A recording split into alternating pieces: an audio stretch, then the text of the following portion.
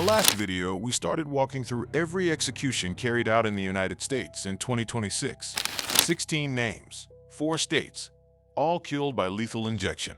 We covered the first 5 cases, from a Houston bar fight that turned into a double shooting, to a teenage killer whose second chance on parole ended with another murder decades later.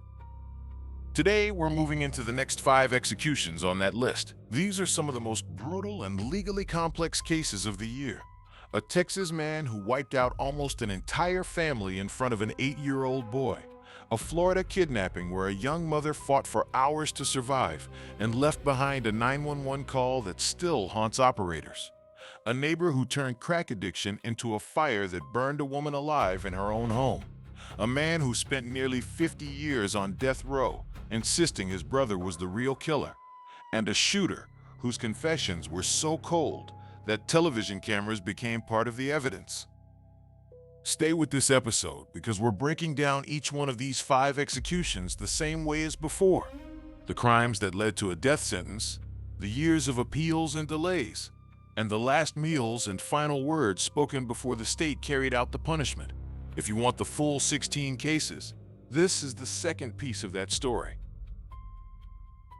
Case 1. Cedric Allen Ricks. Cedric Allen Ricks didn't start life in Texas.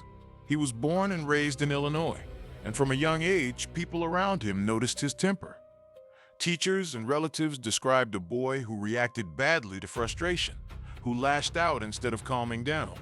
As he moved into adulthood and eventually relocated to Texas, that anger followed him.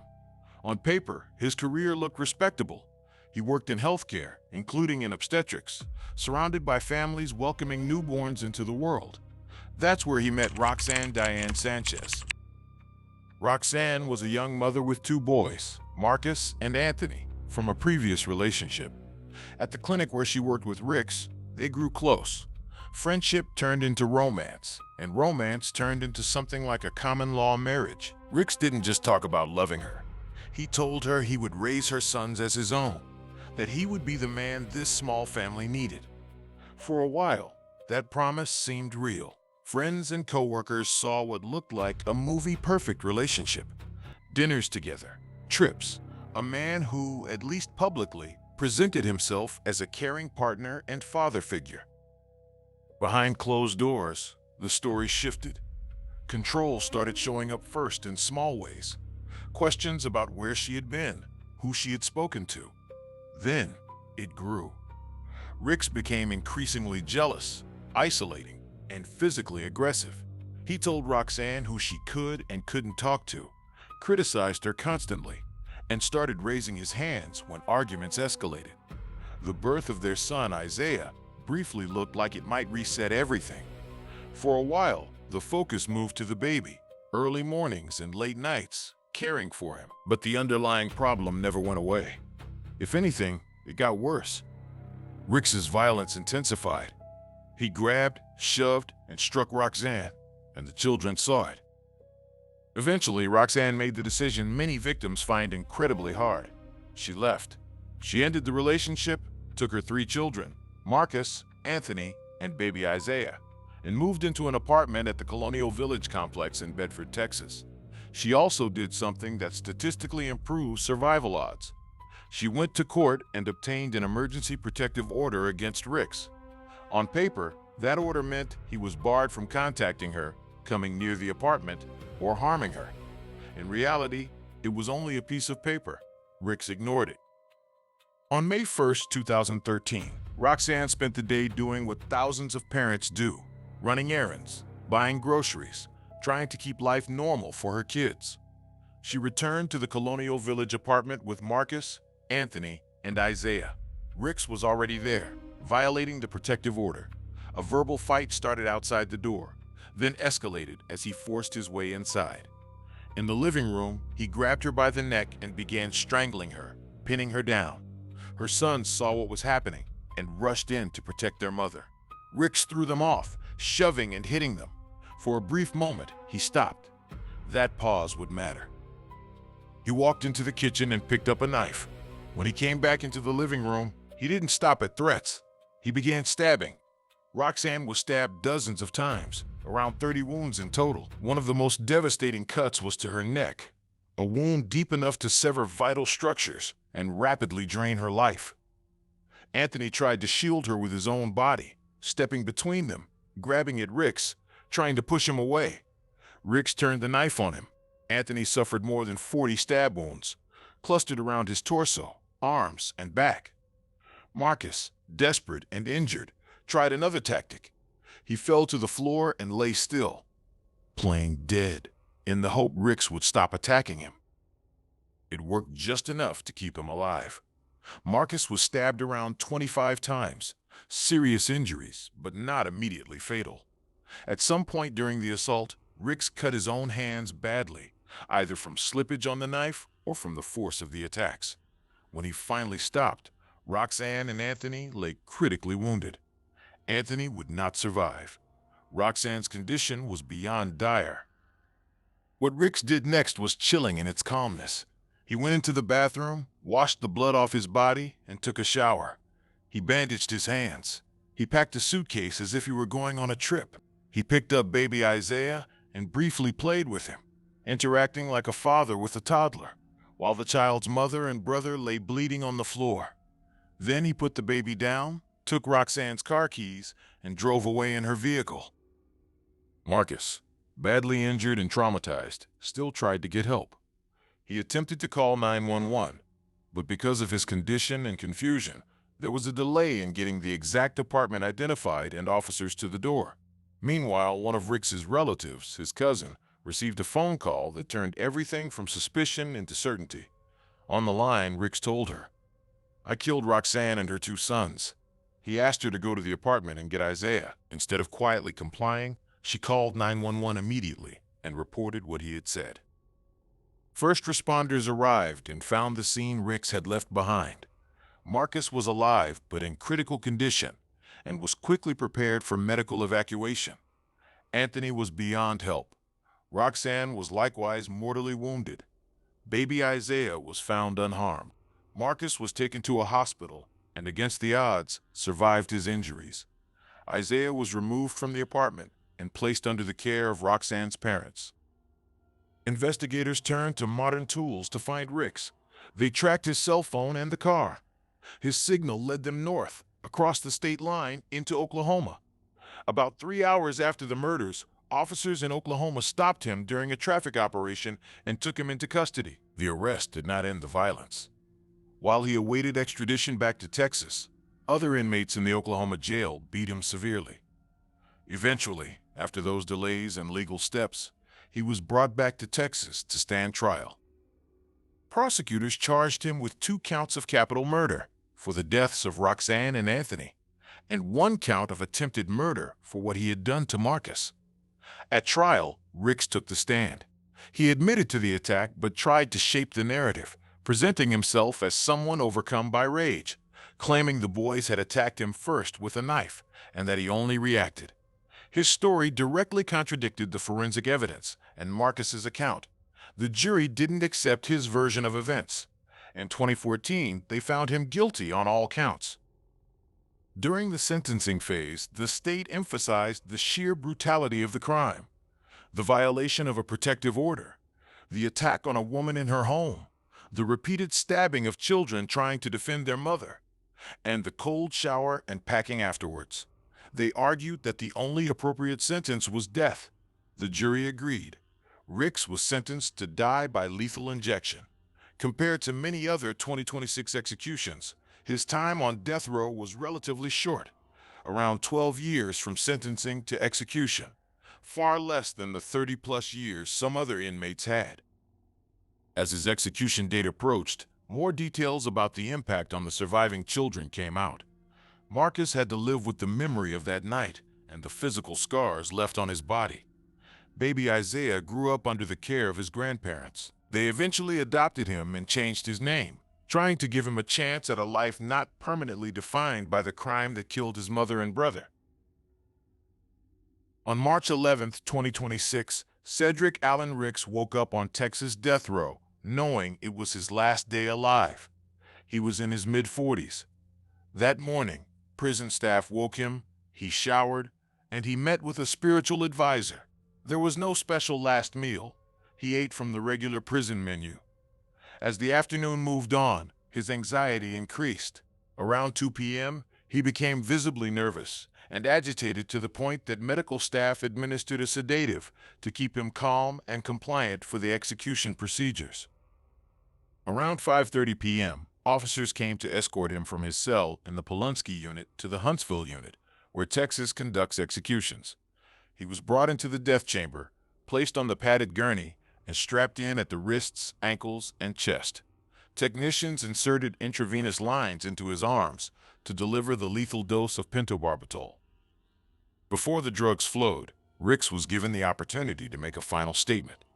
This was where the emotional center of his case shifted, from the living room in 2013 to the execution witness room in 2026. Among the witnesses that night was Marcus, now a young man, who had survived the attack as a child. Ricks looked toward the glass and spoke directly to him.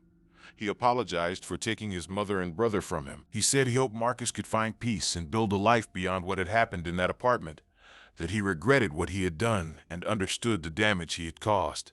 Whether Marcus believed him or felt any relief is something only he knows, but those words are what people remember from Ricks's final minutes. At about 6 p.m., the execution began. The pentobarbital entered his bloodstream. Witnesses saw him show brief signs of discomfort, shallow breathing, slight movement, for around 30 seconds. Then his body relaxed, and he lay still. A physician checked his vital signs. At 6:14 p.m., Cedric Allen Ricks was pronounced dead. In the aftermath, the focus in public discussion moved away from Ricks himself and back to the people he had hurt. Marcus had survived, and despite everything, had managed to build a future. Isaiah, who had once sat oblivious in a living room where his mother and brother were being stabbed, grew up under a new name, adopted by grandparents determined to shield him from his father's legacy. Ricks's execution closed the criminal case on paper. It did not erase what happened in that Colonial Village apartment, but it did mark the state's final answer to what he did there. Case 2. Michael Lee King. Michael Lee King did not look like a man on the edge of committing one of Florida's most infamous crimes. He came from a working-class background, had no history of violence, didn't use drugs or alcohol, and for most of his early life, people around him called him exemplary. He worked steadily, kept to himself, and seemed to fit the mold of an ordinary blue-collar American. At 36, his life took a turn. He divorced, left his previous life behind, and moved to Northport, Florida, to start over. In Northport, King worked as a plumber. He bought a modest 3-bedroom house on Sardinia Avenue and drove a green Camaro. Neighbors saw him mowing the lawn, coming and going at normal hours, nothing obviously alarming. But inside that picture postcard restart, things were collapsing. By late 2007, he had quit his plumbing job. Bills piled up. The bank was threatening foreclosure. King responded not by finding more work, but by buying a 9mm handgun. On the morning the crime would later take place, he went to a shooting range and practiced, leaving spent shell casings that would later become a key piece of evidence. The woman whose life he would intersect with that day, Denise Amber Lee, had taken a very different path. She grew up in a law enforcement family. Her father, Rick Goff, worked in policing. She was smart and driven, graduating magna cum laude, known in the community as kind, responsible, and deeply committed to her family. In high school, she met Nathan Lee. Their relationship started with little gestures, a heart-shaped ring he got her on Valentine's Day, shared dreams about the future, and grew into something solid. They married young, had 2 sons, Noah and Adam, and built a life that wasn't easy financially, but was full of love and effort. Nathan worked hard to support them. Denise took care of the boys and stayed connected to her extended family. On the morning of January 17, 2008, Nathan called home from work. It was a beautiful day. He told Denise it was nice outside and suggested she open the windows to let fresh air in, a small detail that would later become painfully important. Denise did what thousands of stay-at-home parents do. She played with the kids, handled chores, and adjusted to the rhythms of the day. Somewhere nearby, King was driving his green Camaro through her neighborhood. He circled the area, watching. One neighbor, Jennifer Eckert, noticed the Camaro passing by more than once. She saw it parked close to the Lee's home. The driver looked toward the house and then walked up the front door. To Jennifer, it looked like a normal visit. Maybe a relative, maybe a friend. She didn't know that this apparently ordinary sight was the beginning of a kidnapping. King knocked and presented himself as a plumber. In a neighborhood where tradesmen come and go, and where Denise's husband himself worked in manual labor, that was plausible. Once inside, the facade dropped. He pulled a gun. He threatened the children. He forced Denise to leave her home and get into his car. Her sons were left alone. Her phone, purse, car, and keys stayed inside the house. When Nathan came home later that afternoon, nothing about the scene made sense. The windows were closed. Both boys were together in a crib, not where he would expect to find them. Denise's car was in the driveway. Her phone and purse were inside. She was gone. Nathan called 911 at 3:29 p.m., reporting his wife missing under circumstances that screamed abduction to anyone who knew how home life worked. His father-in-law, Rick Goff, began mobilizing his contacts in law enforcement, trying to get agencies to respond quickly. As they were doing that, Denise was living through the nightmare everyone feared. King took her to his Sardinia Avenue home. Inside, he duct-taped her mouth and head, restraining her and cutting off her ability to call for help, then subjected her to an extended assault lasting hours. She was kept on a makeshift bed on the floor, while a television blared in the background. At some point, he blindfolded her and moved her back into the Camaro. He drove aimlessly, either trying to decide what to do next or to confuse her about where they were. In the middle of this, he made a stop that should have changed everything. King drove to the home of his cousin Harold Hal Moxley. He asked for a shovel, a gas can, and a flashlight. Items that in combination signal one thing to anyone thinking clearly. Something terrible is about to happen. Moxley gave them to him. While King was in the house, Denise saw a chance. She managed to get out of the back seat and ran. She screamed at Moxley, "Call the police!" She was visibly terrified, duct tape still on her face, clearly not someone in a routine domestic argument. Moxley later said he misunderstood the situation.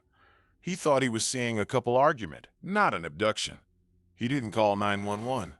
King recaptured Denise, forced her back into the car, and drove off. That moment stands as one of the clearest missed rescue points in the case. Despite everything, Denise managed to fight back in another way. From the back seat of the moving car, she dialed 911. The call connected. An operator answered. Denise knew King would notice if she spoke freely, so she pretended to be talking to him while actually answering the dispatcher's questions. You can hear in the recording how she tries to give location clues, descriptions, and what she can without tipping him off. The emergency system, however, had limitations. Her phone did not transmit precise GPS coordinates. The operator struggled to pin down exactly where she was.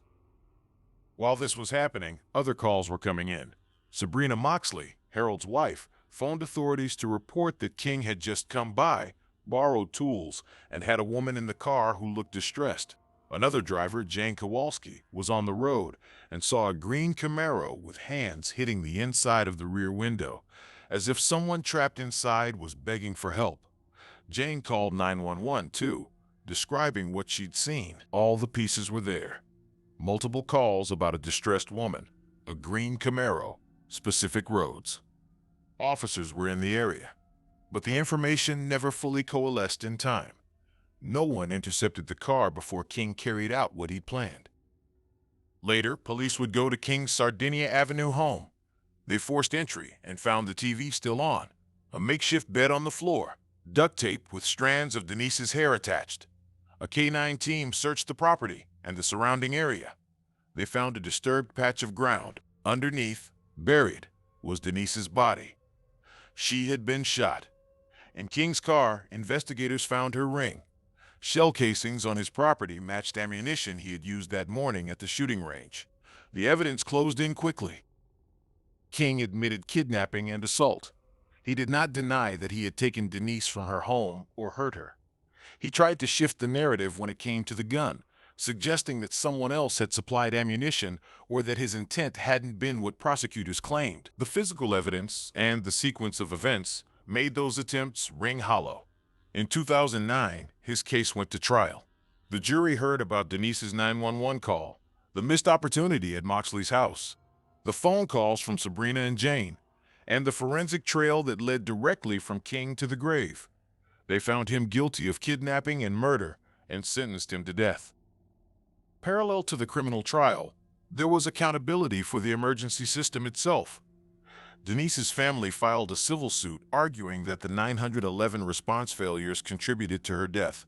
The case highlighted how different calls were handled, how information was relayed or not relayed to officers in the field, and how a system meant to save lives had failed to do so here. The suit eventually settled for around $1.1 million, a financial acknowledgement that things should have been handled differently. It didn't bring Denise back, but it forced changes in how emergency calls were processed in that region. King went to Florida's death row and remained there for about 17 years. During that time, his attorneys filed appeals challenging aspects of his trial and sentence. They raised issues about jury instructions, evidence handling, and whether his mental state and background warranted a different outcome. The courts upheld the conviction and the death sentence. As other death row inmates saw their cases reach the end of the line in the mid-2020s, under Florida's renewed execution pace, King's name eventually came up. On February 13, 2026, Florida's governor signed King's death warrant, setting the execution date for March 17, 2026. The decision meant that what had started in 2008 in a Northport home would finally reach its legal conclusion almost 2 decades later. On the morning of March 17th, King woke on death row, knowing exactly how the day would end. He showered. He met with a spiritual advisor. He ate his last meal. Reports indicate it was simple fare from the standard menu, rather than a lavish special request. Later that afternoon, prison staff prepared to move him from his cell at Florida State Prison closer to the execution chamber. The protocol was familiar.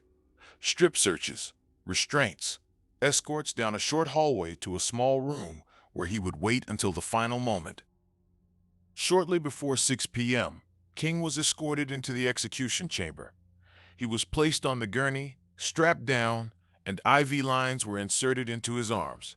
Florida uses a 3-drug lethal injection protocol designed to sedate, paralyze, and then stop the heart. With witnesses watching from behind glass, including members of Denise's family, the warden asked if he had a final statement.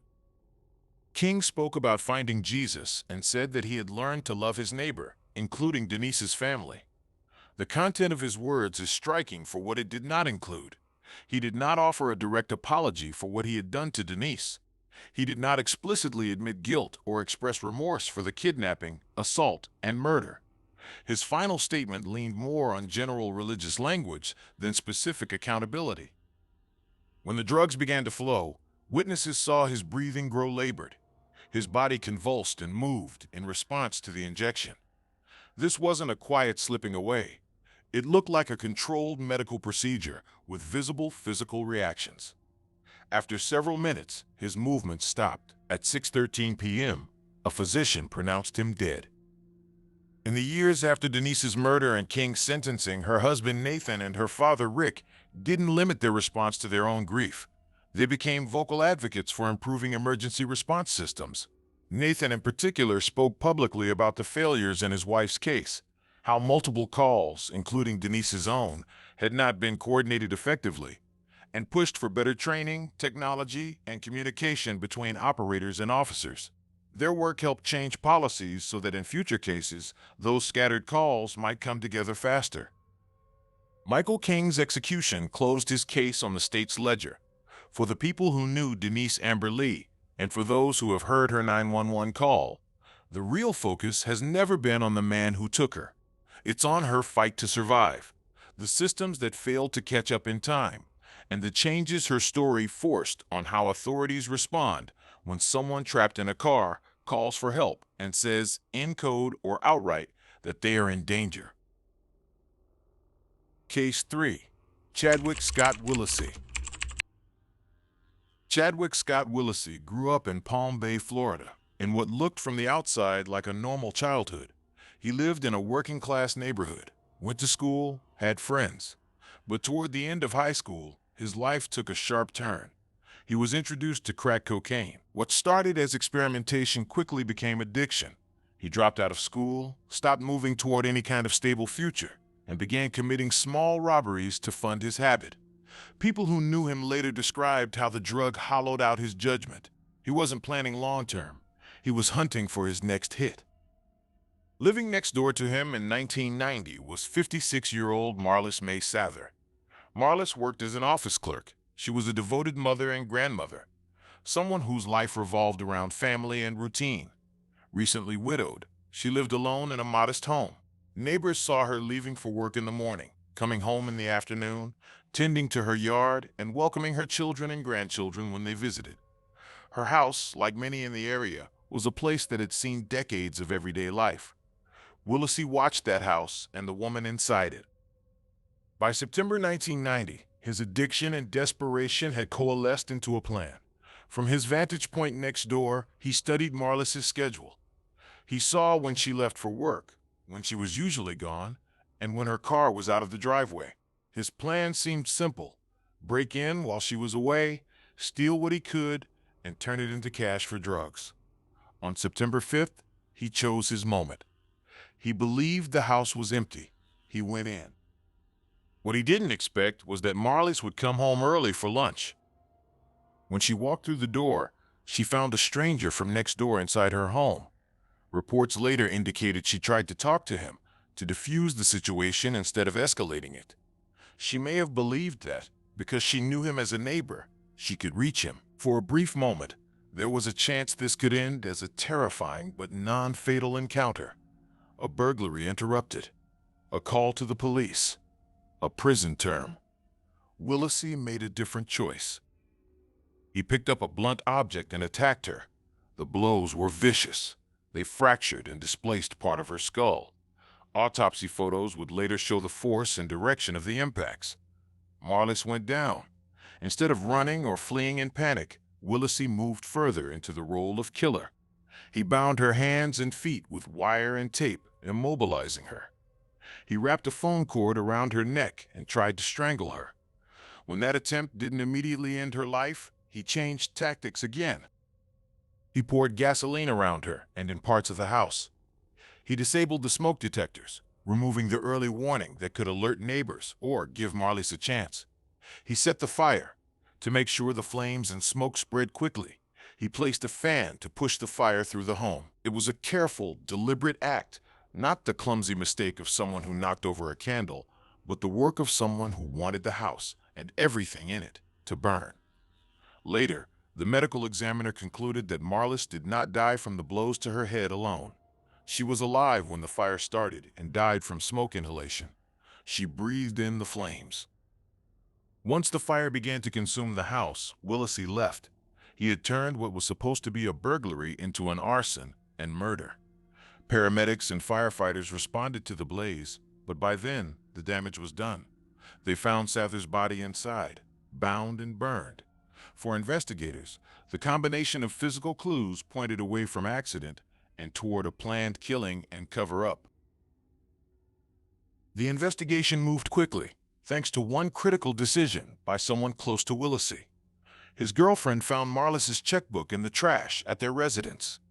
To her, there was no innocent explanation for why they would have their neighbor's financial documents in their garbage. She contacted police. That single choice, to report what she saw rather than stay quiet, opened the door for detectives. They searched Willacy's surroundings and found more evidence. Fingerprints on a gas can and a fan at the crime scene matched his. ATM footage showed someone using Marlis's bank card, and her stolen car was recovered. Piece by piece, the picture formed.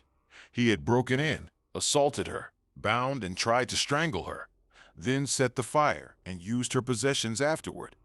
In 1991, the case went to trial. At trial, prosecutors presented the crime as one of extreme brutality committed against a vulnerable victim. They walked jurors through the sequence: a neighbor entering a house, A surprised homeowner trying to de-escalate, then blows to the skull, binding, attempted strangulation, gasoline, disabled smoke detectors, and a deliberately set fire.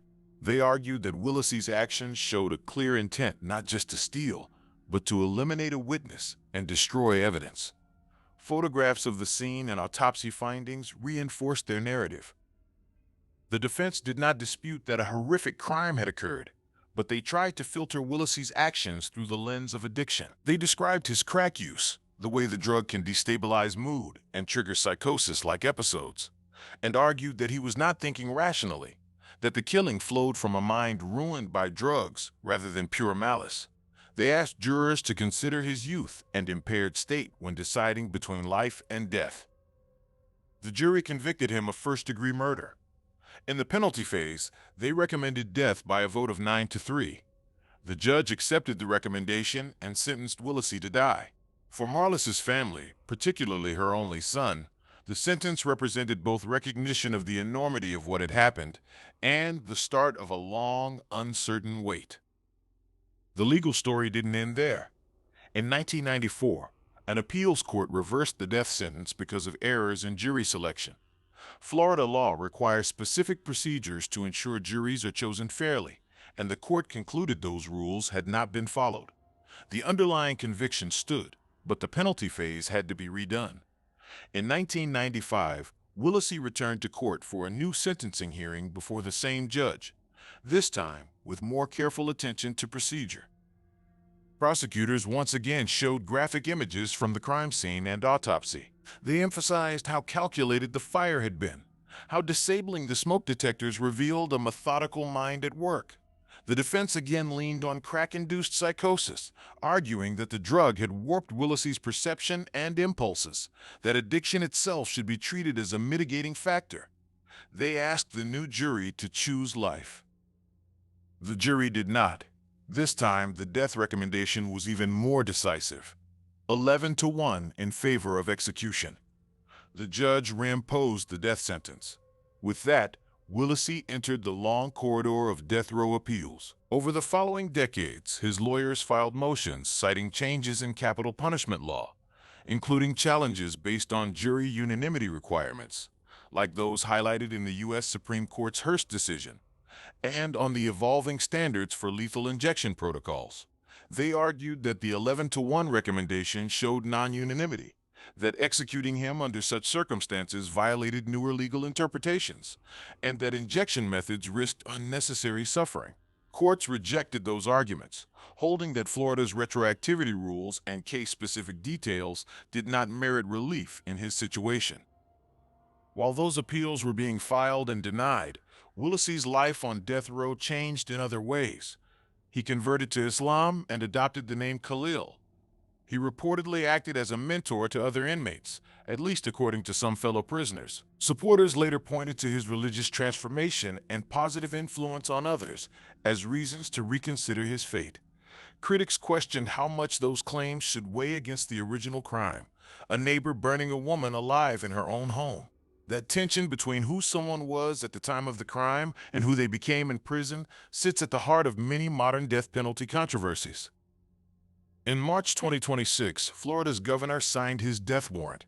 The document, issued on March 13th, set the execution for April 21, 2026. Under the current administration, Florida had dramatically increased the number of executions, and Willisey's case became part of that accelerated schedule. For Marlis's son, who had lived for more than 3 decades with the memory of his mother's murder, the warrant signaled that the legal system was finally ready to follow through on what a jury had decided in the mid-1990s.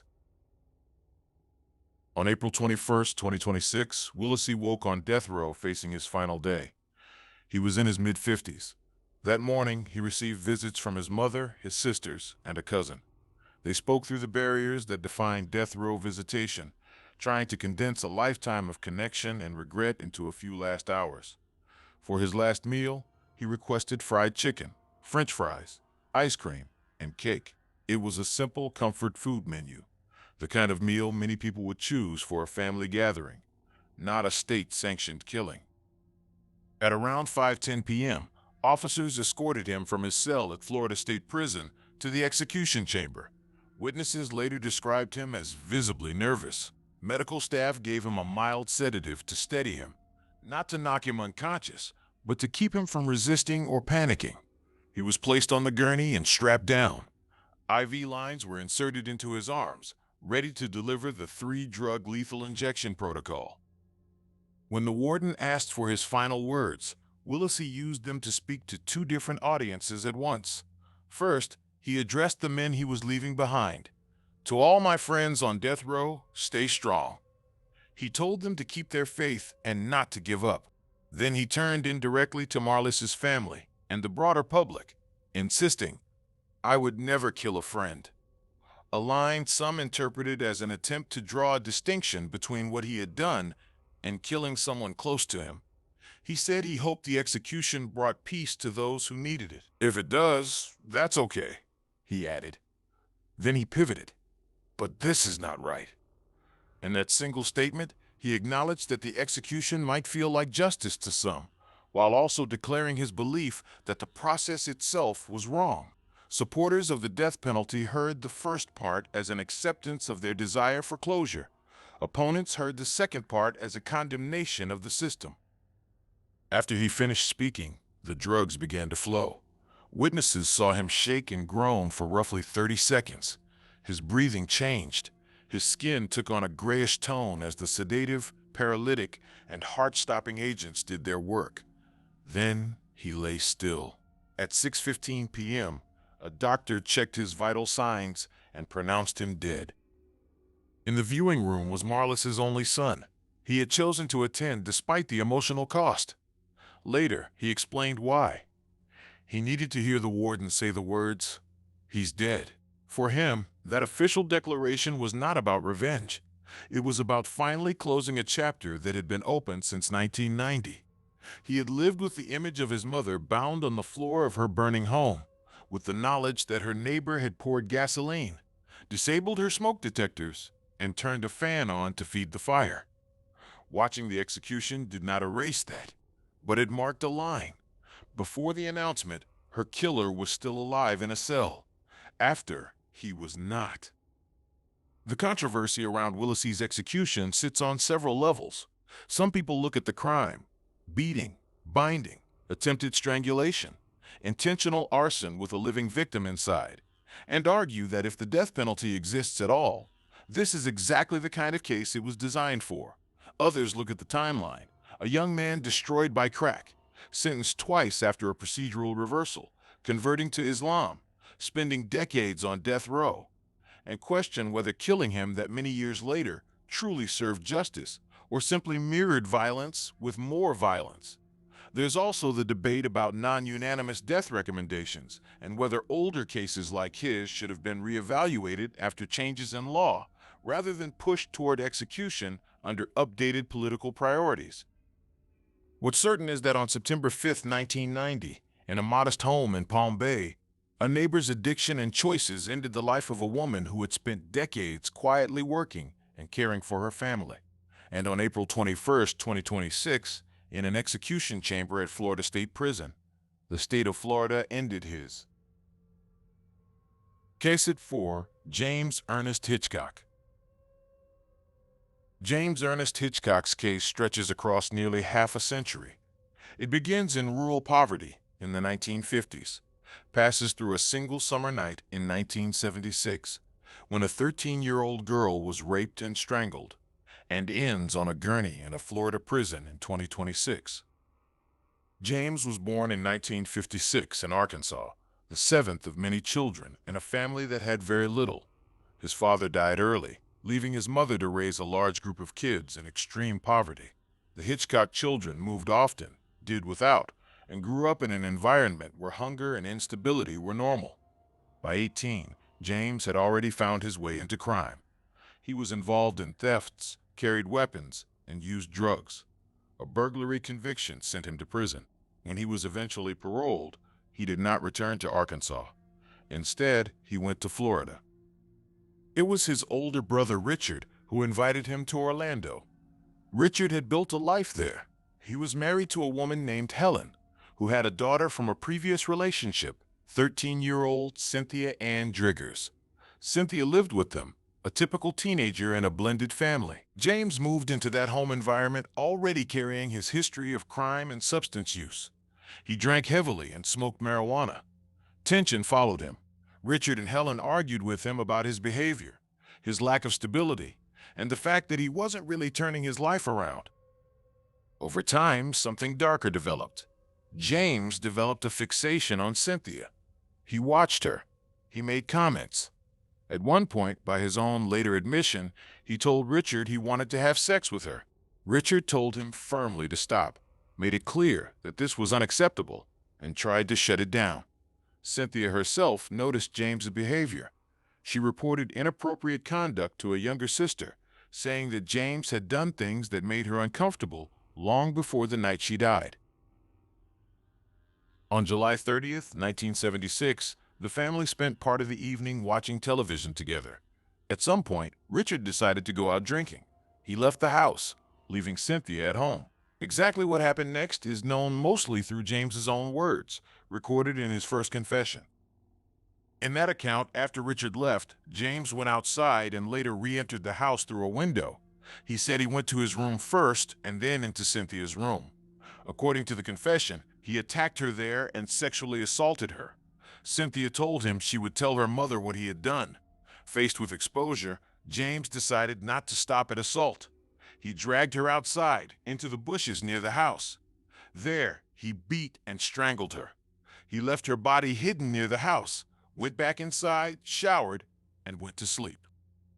The next day, Cynthia was missing. Family members and friends began searching for her. James joined in the search, walking near the house with others. At some point, her body was found face down in the bushes close to the home, the same area James had described in his confession. Initially, suspicion did not fall squarely on him. Investigators looked at different potential suspects. For a brief period, it wasn't clear who had killed Cynthia. James did something unusual that would later haunt the case. He gave an interview to the Orlando Sentinel, speaking about the murder as though he were just a witness. In that interview, he shared details about the crime scene and timelines in a way that made some investigators wonder how he knew so much. As they dug deeper, they learned from James's younger sister that Cynthia had previously reported inappropriate behavior by him. That disclosure, combined with his odd interview and his proximity to the victim, shifted the spotlight firmly onto him. Police arrested James. During questioning, he gave a detailed confession to Cynthia's rape and murder. He described going into her room, assaulting her, dragging her outside, strangling her, and hiding her body. That confession became the backbone of the state's case against him. In 1977, his trial took place. It relied heavily on that confession. But by then, James had changed his story. On the stand, he recanted. He claimed that the sex with Cynthia had been consensual, a claim that the state and the victim's family found both impossible and offensive, given her age. He then tried to shift blame to Richard, saying that when Richard discovered what had happened, he had flown into a rage and killed Cynthia himself. According to this revised narrative, James was guilty of statutory rape, not murder. The jury didn't accept that version. They convicted him of first-degree murder, and in the penalty phase, sentenced him to death. That should have ended the case's active phase quickly. Instead, it opened a long series of resentencing hearings that would keep James on Florida's death row for nearly 50 years. Legal errors and poor evidence preservation forced courts to revisit his sentence multiple times. Some of the problems involved how certain evidence had been handled or presented. Others involved broader shifts in capital punishment law. In 1988, James returned to court for a new sentencing proceeding. During that hearing, fellow death row inmates testified about his behavior in prison. They said he was one of the calmest, most respectful prisoners on the row, that he did not cause trouble, and that he had gone from being illiterate when he arrived to earning his GED. They described him as someone who tried to help other inmates. Supporters later pointed to this as evidence that he had changed. The prosecution pointed back to the crime. A grown man sexually assaulting and strangling a 13-year-old girl his brother had trusted him to live with. The jury, now seeing both the original horror and the later prison behavior, still voted for death.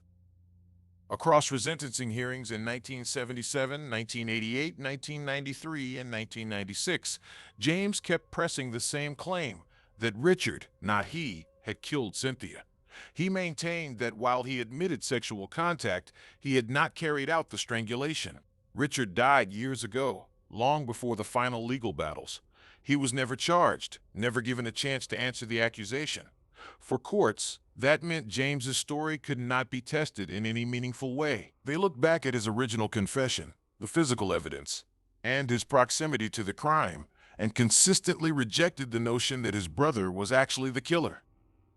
For Cynthia's mother, the decades between 1976 and 2026 were not just courtroom dates. They were a long, painful wait. She grew old, watching the case move in fits and starts, with death sentences imposed and reimposed, but never carried out. She spoke publicly about how she wanted to live long enough to see the sentence finally enforced. Not out of vengeance, she said, but because she wanted the state to complete what it had promised when it told her a jury had sentenced her daughter's killer to die. James's attorneys continued filing appeals into the 2000s and 2010s, raising questions about his confession, the fairness of repeated resentencing, and the role his prison transformation should play in his fate. At the same time, Florida's death penalty shifted under different governors. Sometimes warrants were rare, and death row inmates waited with little movement on their cases. Under more recent administrations, warrants became more frequent. Eventually, James's name rose to the top of the list. On March 30th, 2026, Florida's governor signed his death warrant. The document set his execution date for April 30th, 2026. For a man who had first been sentenced to death in 1977, it meant that nearly 50 years of appeals, reversals, and resentencings were over. For Cynthia's mother, now in her 80s, it meant the state was finally going to do what juries and judges had said it would do for decades. On the morning of April 30th, James woke early, around 5 a.m., on Florida's death row. He showered. He received a single-family visit, likely from a relative who had remained in contact with him, despite everything that had happened. Over the years, some family members had continued to believe his version of events, convinced that Richard bore more responsibility than the courts recognized. Others had distanced themselves. This last visit was a chance to say goodbye. For his final meal, James requested something modest: salad, chicken, ice cream, cake, and a soft drink. It was the kind of mixed plate that could have come from any cafeteria, not a lavish Last Supper. Later that afternoon, around 5 p.m., prison staff escorted him from his holding cell to the execution chamber at Florida State Prison. He did not resist. He lay down on the gurney and allowed the team to strap him in. Witnesses looked at him through the glass. Among them was Cynthia's mother, who had carried the memory of her daughter's last day nearly all her life. When the warden asked James for his final statement, he didn't launch into a long speech. He kept it brief. He said goodbye to a friend named Joshua in the witness room, someone who had come to see him off and had apparently been emotionally significant to him in prison. He did not use his last words to revisit his claims about Richard or to proclaim innocence. He simply directed a farewell to Joshua. The lethal drugs were then administered. Florida's protocol was followed: a sedative to induce unconsciousness, a paralytic to stop breathing, and a final agent to stop the heart. There was no visible struggle. James did not gasp or thrash the way some inmates have in other executions. After a short period, his body grew still. At 6:12 p.m., a doctor stepped forward, checked for signs of life, and pronounced him dead. For Cynthia's mother, hearing those words, time of death, 6:12 p.m., marked the end of a chapter that had defined much of her adult life. She had said she hoped to live long enough to see justice carried out. In the narrow legal sense, that goal was met. The man the state had identified as her daughter's killer was no longer alive. For others, Hitchcock's execution raises difficult questions. What does it mean to carry out a death sentence nearly 50 years after a crime? Does executing someone so long after the fact serve justice? Or does it blur into a symbolic act that can't ever truly balance what happened in 1976? How much weight should a prisoner's transformation, learning to read, earning a GED, behaving calmly and respectfully for decades, carry when measured against the worst moment of his life?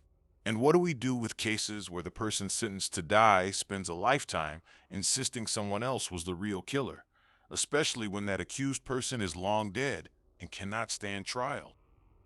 In Cynthia's case, the courts made their decision. They looked at James's initial confession, the physical context, and his later attempts to rewrite the story, and chose to stand by the original conclusion that James Ernest Hitchcock raped and strangled a 13-year-old girl and hid her body near the home where she had trusted her family to keep her safe. On April 30th, 2026, Florida's execution chamber closed that legal story. Even though the moral debate about what justice should look like in cases like his will likely continue far beyond that date. Case 5. James Garfield Broadnax. James Garfield Broadnax's case is one of the most visually documented and self-incriminating stories on the 2026 execution list, not just because of what happened outside a recording studio in Garland, Texas, but because of what he later chose to say about it on camera. He was born in 1988 in California, into a working-class family. People who knew him as a child remembered a quiet boy, not openly aggressive, but unfocused. He dropped out of school after the 10th grade and didn't build any kind of stable career. By his late teens, he had a minor marijuana conviction and a reputation for being lazy and drifting rather than violent. One person who played a central role in his life was his cousin, Darius Cummings. Cummings already had a history with robbery and burglary. The two were close, cousins, friends, and eventually partners in crime. In 2008, Broadnax moved to Dallas. He and Cummings began committing petty crimes to feed their addictions and cover basic needs. They didn't have steady jobs. Instead, they looked for opportunities to rob people who they thought had more money than they did. That mindset was what brought them to Garland on June 19, 2008. That day, they took a train to Garland, an affluent suburb northeast of Dallas. Broadnax later said they went there looking for rich white folk to rob. Eventually, they arrived near the Zion Gate recording studio, a place where Christian musicians worked, recorded, and produced music. Outside the studio, they met two men, 30-year-old Stephen Swan and 28-year-old Matthew Butler, both Christian producers and musicians. The encounter at first didn't look like the start of a double murder. The four men talked for 30 to 45 minutes. Swan and Butler were friendly and open. They chatted about music, life, and faith, and they treated Broadnax and Cummings with kindness, offering them conversation and respect rather than suspicion. After that long conversation, Broadnax and Cummings left. They headed toward a train station to go home. That's when they realized there were no trains running back toward Dallas at that hour. The two cousins were stranded. Broadnax later described what happened next in chillingly casual terms. Instead of finding another way home or sleeping rough and heading back in the morning, they decided to go back to Zion Gate, rob the men they had just befriended, and steal a car to drive back. They returned to the studio. Broadnax would later say that Cummings pushed him to take the next step.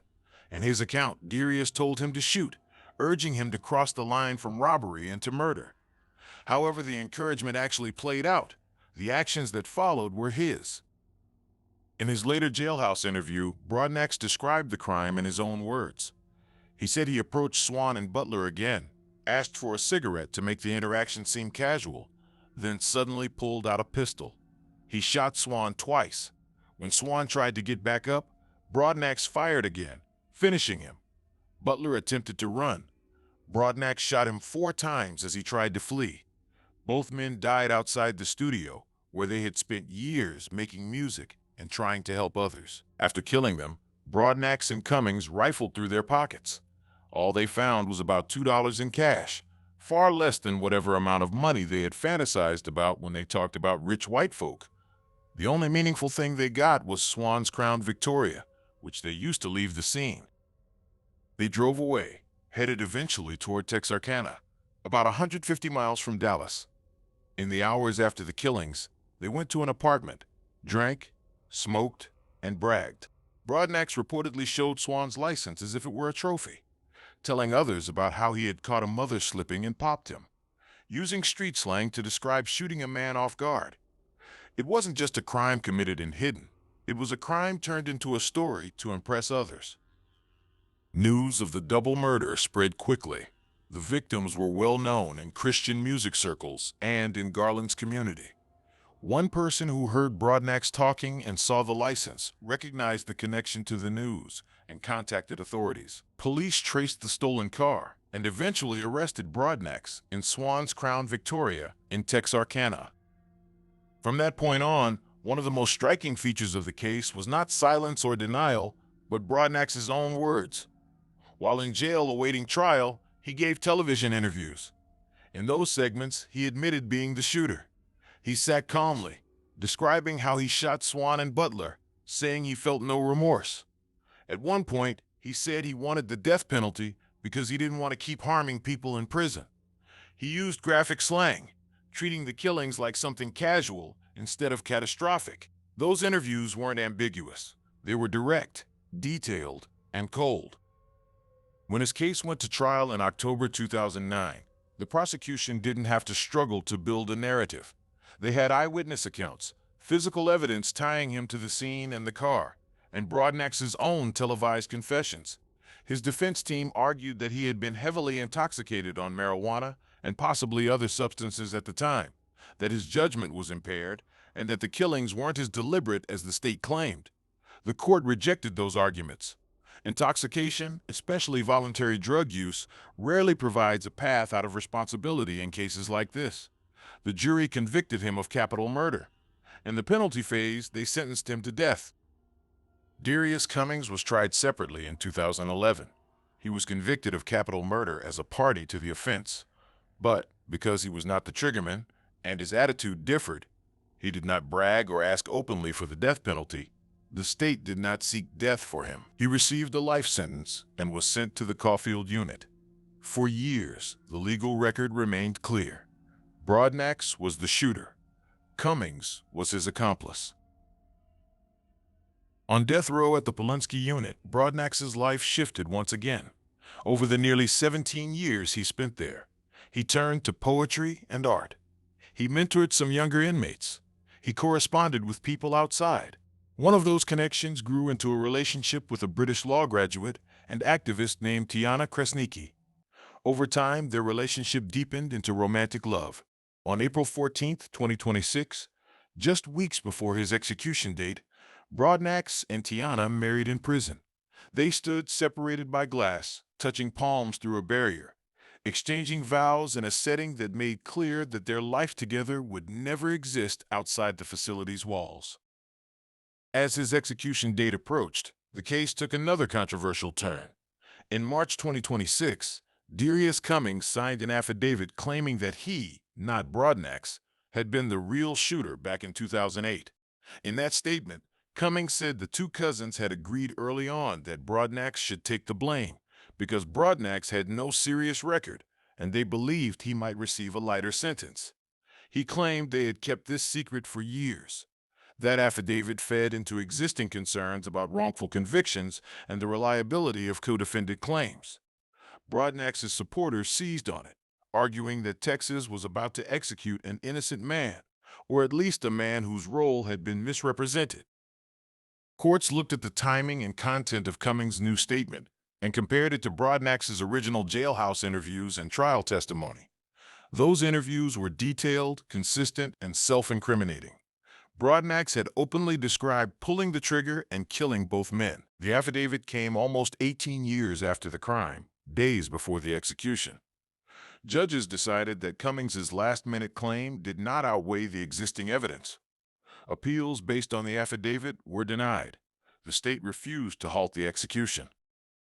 Outside the legal system, the case sparked intense activism. Tens of thousands of people signed petitions calling for clemency. Dozens of religious leaders, including pastors and faith-based organizations, sent letters and made public statements arguing that Broadnax should be spared. pointing to his changed behavior on death row, his marriage to Tiana, and Cummings' affidavit.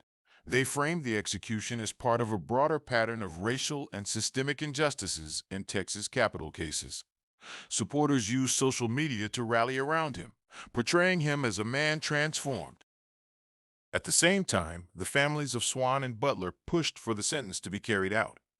Butler's mother and other relatives stressed the devastation that the killings had caused and said the execution was necessary. Justice. They pointed out that Stephen and Matthew had offered kindness to two strangers outside a recording studio, only to be shot and left on the pavement. To them, Broadnax's artistic and romantic life in prison did not erase what he had done.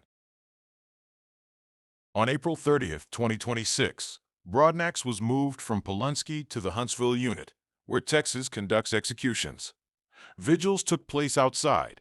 Activists, friends, and strangers gathered with candles and signs, praying or protesting, watching the clock. Inside, the process followed the familiar pattern. Around 3 p.m., Broadnax was placed in isolation, separated from other inmates. In the hours leading up to the execution, he was monitored closely, allowed final phone calls, and given the option to meet with spiritual advisors. A little after 6 p.m., guards came for him. He was escorted into the execution chamber and laid on the gurney. IV lines were inserted into his arms to deliver a single dose of pentobarbital, the drug Texas uses in lethal injections. Behind a pane of glass, witnesses took their seats. On one side were 7 relatives of Stephen Swan and Matthew Butler, including Butler's mother. On the other side was Tiana, his new wife, along with other supporters. When the warden asked if he had any final words, Broadnax spoke at length. He claimed innocence, saying, "Texas got it wrong. I am innocent." He referenced Cummings' late affidavit, suggesting the state was executing the wrong man. He then broadened his message beyond his own case. "Let this moment be what finally sparks the revolution that will be televised." He spoke directly to the families of Swan and Butler, saying he understood their pain, but insisting they had been misled about who had actually killed their sons. He also addressed Queen EMTT, his nickname for Tiana, telling her he loved her and asking her to continue fighting for justice. As the pentobarbital began to flow, witnesses saw his body react.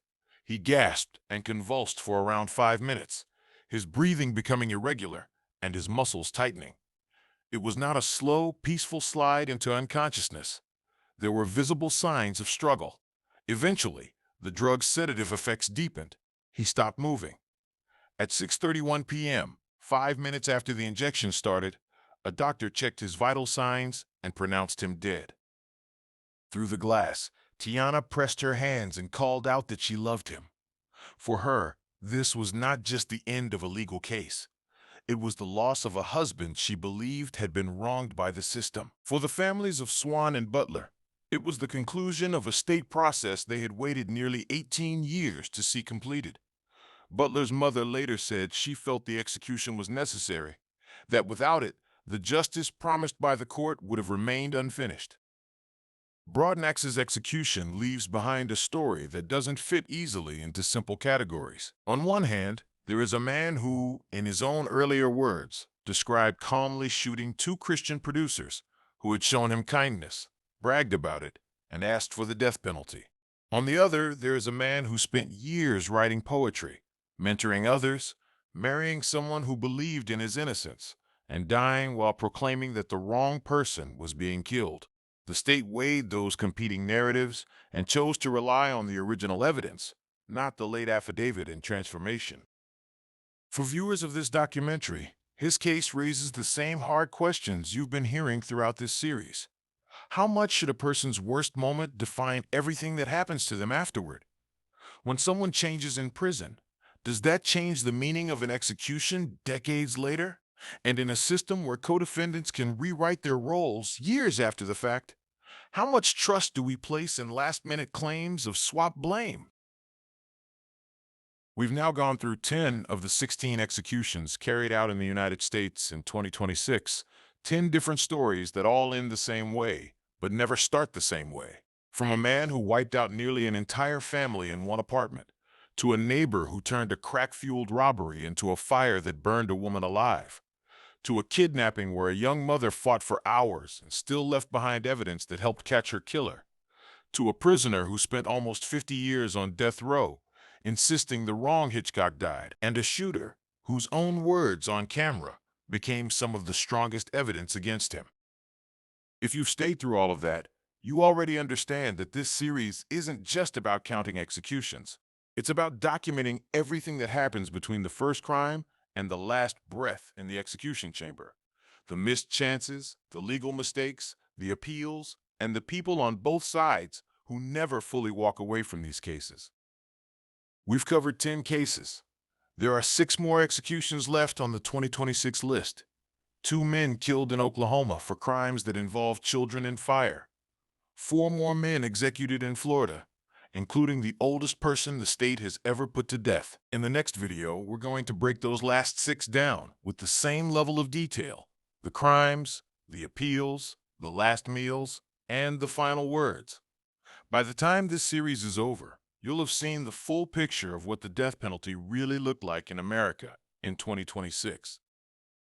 If you want that final piece, the remaining 6 executions, from a hammer attack and house fire in Tulsa to a domestic violence case that changed Florida law, don't just watch this and move on. Subscribe, turn on notifications, and stay with this series. We're finishing all 16.